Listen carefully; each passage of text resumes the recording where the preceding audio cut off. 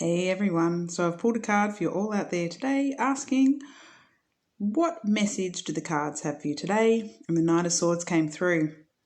And it's all about charging forward in life, knowing that you can accomplish anything you want.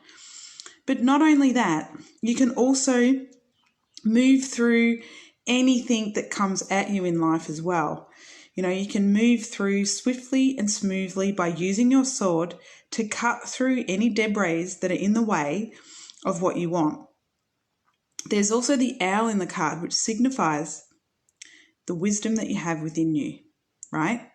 It's all there. The wisdom of what you know and your intuition, and you know how to get to where you want to go.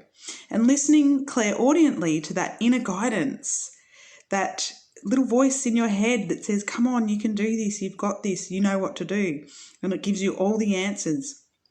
And like I said, you can just cut through anything that stands in the way of what you want by just cutting through that mental chit-chat that tells you that you can't have what you want.